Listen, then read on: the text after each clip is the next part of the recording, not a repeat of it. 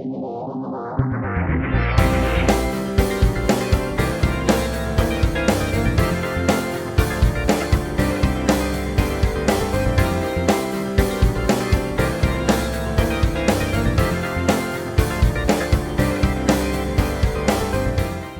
with me, if you will, to the Gospel according to John, the 2nd chapter, starting with the 1st verse. That is the Gospel according to John, 2nd chapter, 1st verse. And when you have it, please stand, all who are able.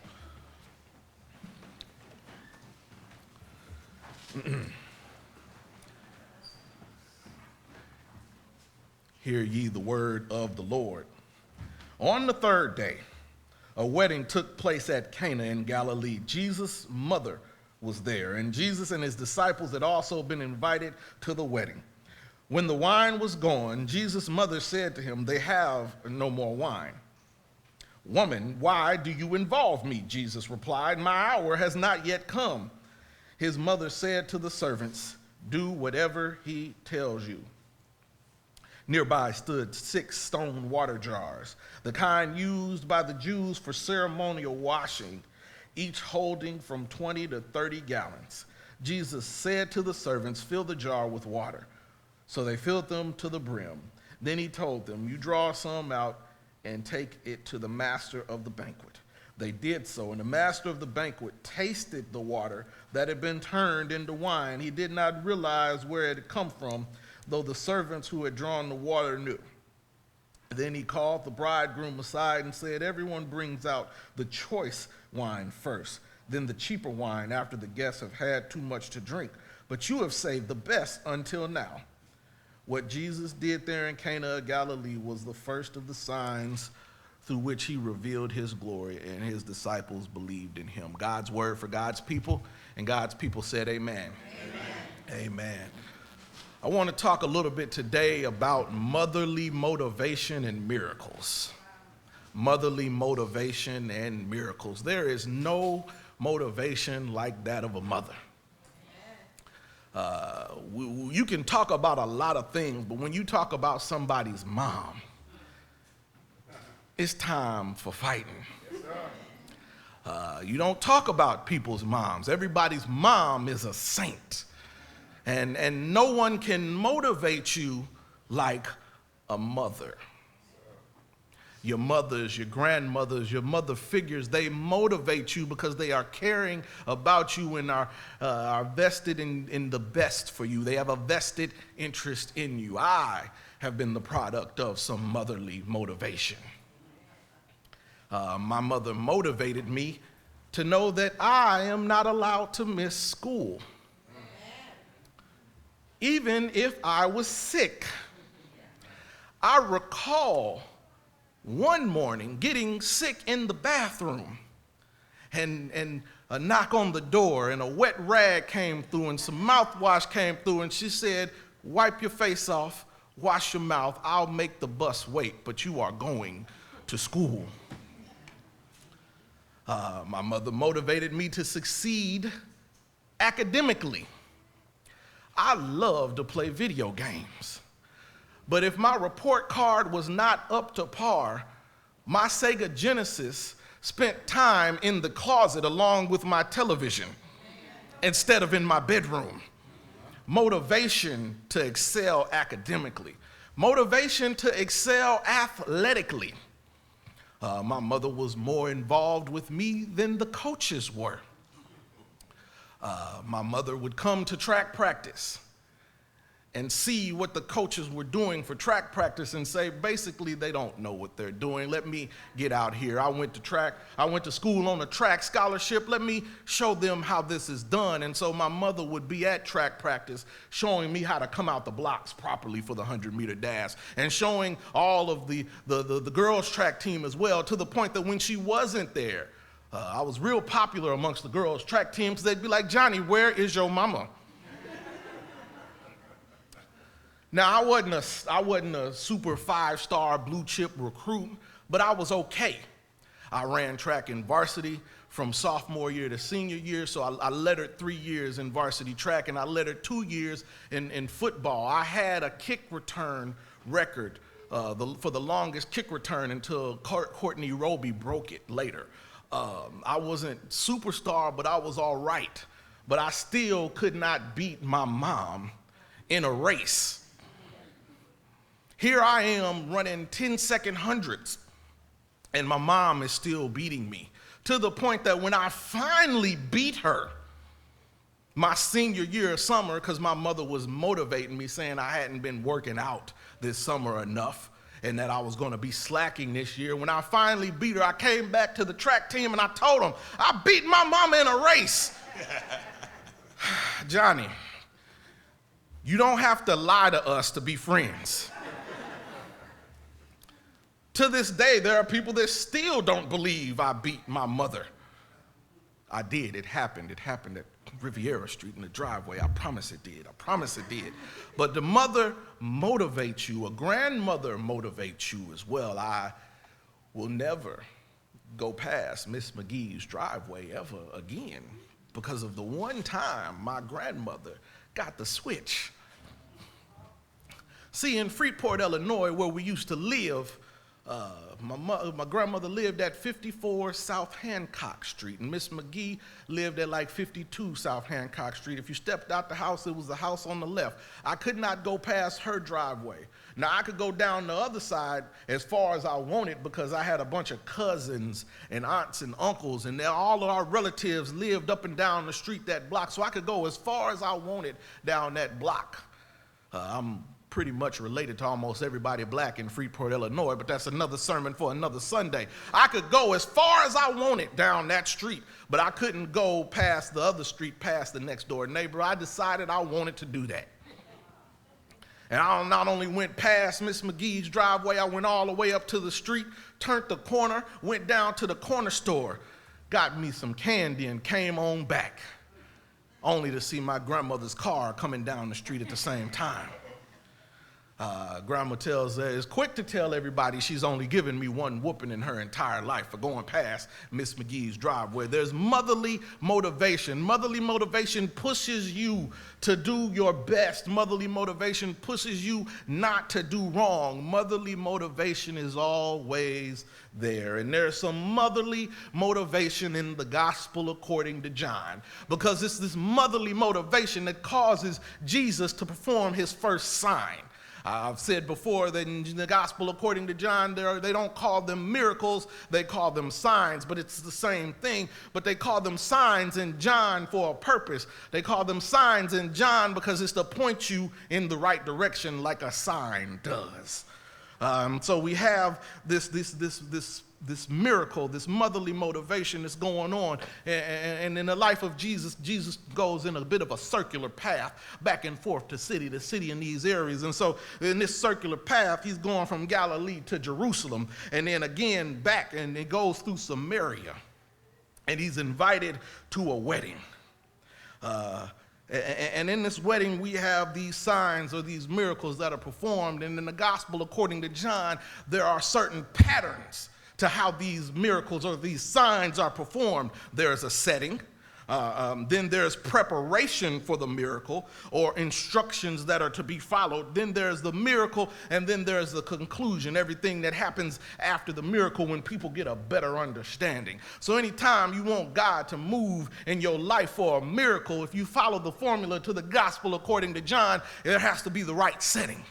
There has to be some preparation, some instructions that need to be followed, and then the miracle can happen, and then there'll be some understanding after that miracle that happens. And so we have this occasion. Let the church say occasion. There's a ceremony with a crisis. The ceremony, Jesus and his disciples and his mother were invited to a wedding in Cana. And there's a crisis. And in this crisis, the wine supply runs out. And Jesus' mother comes to him with the problem. We are a food and drink influenced culture. You are more likely to attend a meeting at work if there's food involved. You're more likely to go to a party if there's food involved. And when you go to a banquet or an event, you judge it based on the food. I've seen many a banquet or event have very little in terms of entertainment, have very little in terms of space, but if the food was good, I ain't gonna say no names, but somebody cooks a really good, while we're talking about food, a really good pan of beans. Bless God. Mason. Excuse me. I just wanted to put that in there. There's the food. We are a food and drink driven culture, and so it is a crisis for somebody to be putting on a wedding right now and for them to run out of food and drink. What kind of party is this that you didn't plan enough for the food? And so the mother comes to him with this, and I find it interesting looking at the gospel according to John. We all know what Jesus' mother's name is. It's Mary. But here, when she's introduced in the text, it doesn't say Mary. It says Jesus' mother. That's why I like the gospel according to John, because sometimes you don't read the gospel according to John. The gospel according to John reads you. And so they talk about the mother and they talk about the disciple whom Jesus loved, because you can put yourself into the situation and read it with a better understanding. The mother is introduced in the text without her name because the mother can be anybody. Anybody can be a mother to somebody else. Anybody can be a motherly figure to somebody else. Anybody can motivate somebody else during these times. And then the mother says that they have no wine, implying that you need to solve the problem. Now, I've heard about mothers like this. I don't have the pleasure of having a mother like this, but there are some mothers out there that would say, you know, that trash is piling up pretty high, and then just keep on moving. You know, that room is kind of dirty, and just keep on moving. I didn't have that pleasure, but I see the motherly, because it would be straight up, Johnny, take out the trash. Johnny, clean your room. There was direct, but here it is implied. And there's an implied thing that they need to solve the problem. Sometimes we need to be able to take care of things without being told directly. Sometimes we need to be on our stuff without being told directly. Sometimes we need to be able to understand that we need to read our Bibles without being told directly. We need to be able to fast and pray and grow in discipline without being told directly. That is a sign of maturity. But Jesus' response is, woman, why do you involve me? Take a pause right there that Jesus calling his mother woman is by no means a sign of disrespect. I don't know who would be brave enough to refer to their mother as woman. I'm not ready to meet that person. But a lot gets lost in the translation, and what Jesus was trying to do when he was saying woman, and it got poorly translated from Greek into English, is he was trying to distance himself from the situation. He was not here to disrespect his mother. He was trying to distance himself from the problem. And even though he distanced himself from the problem, the miracle was performed nonetheless. There will be times where it seems like God is not very close. There will be times where it seems like you can't get a hold of any help. But just because it seems like you can't get a hold of any help, just like it seems like there's nobody near, God is still near. I had a 81 Hyundai Excel, red, 4-speed transmission, manual transmission, stick shift. I was intimately familiar with this car. I bagged groceries at Kroger for a year to buy the car, and then I worked for another year so that I could get the right engine and transmission in it and get everything fixed. And then I bought a Haynes manual. And with this Haynes manual, I fixed all the stuff on the car except for the super complicated stuff that I couldn't fix. That I would take to the shop to fix. But I was intimately familiar with this car. There was a fuel pump When you hooked up the hood, the fuel pump was on the upper left-hand side. For some odd reason, when it was time to replace this fuel pump, I could not get the wrench to turn the bolt off. I couldn't get it to turn. I had a wrench about yay long, and I couldn't do it. And so I finally called for some help. And I got some help from somebody who knew a lot more about cars than I did, and he got a longer wrench. He got a longer wrench. My wrench was about 6 inches long, and I couldn't turn it, but his was well over 2 times that amount. And the reason his wrench was able to work is because the force was further away. The further away that force was, the easier it was to solve the problem. The further away the head of the wrench was from the actual end of the wrench, you got more power or more torque in the turn. And so sometimes it's better for the work to be done far away. Amen. Sometimes when it's further away, sometimes when it seems like the situation, as the person you calling for help has stepped back from the situation, they're able to get more power into the situation. And so your close friend may not be able to help you out, but somebody sitting all the way up in heaven will be able to turn that problem around that much easier. So this woman phrase was not about disrespect, it was about distance. And even though he said that, the miracle still got performed. And from this occasion that we have this wedding, we have an observation, and Jesus reminds them that his hour had not yet come. And even though we have this observation that was made, there were still some orders issued. The orders from the mother, Mary, instructed the servants to do whatever Jesus tells them to do. I say this time and time again, you can read yourself into John. Just like Mary was telling the servants, do whatever Jesus tells them to do, we ought to be able to do whatever Jesus tells us to do. How can we call ourselves Christians if we do not obey what Jesus said? And so just as much this 2:5 in verse 5, when he says to the servants, do whatever he tells you to do, that's not just to the servants at that time. That's to the servants of today. That's not just to the disciples of that time. That's to the disciples of today. And so they get these orders from the mother, and then they get these orders from the Messiah. Jesus tells them to fill 6 huge jars with water. We've been kind of slight on details up until now. Everything else was just the mother and the servants and the wedding party and all of these things going on. But here we get a description. Here stood 6 stone water jars, the kind used by the Jews for ceremonial washing, each holding from 20 to 30 gallons. These jars were not being used. These jars were in the wedding party, but they had not been used. These jars were sitting off to the side for this ceremony, but Jesus was still able to use them. They might have had cracks in them. They might not have been the best looking jars. They might not have had the best build on them. They might not have had all those things that we would do. We know when we have company over, we put out the good dishes. But yet these dishes are at this party, these jars are at this party, but they're not being used.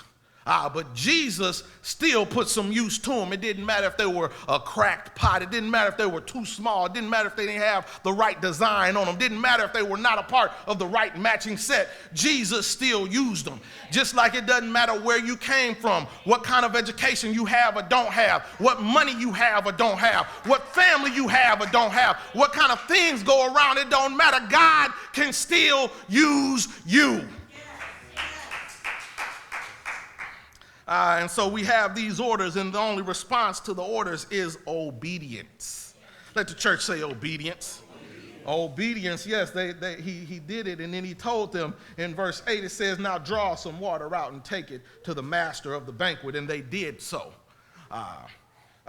Something I noticed that is missing from the text when I read, he says that he filled them with water to the brim in the text. And he told them, now draw some out and take it to the master of the banquet. And he told them, and they did so. And the master of the banquet tasted the water that had been turned into wine. Let me say that again.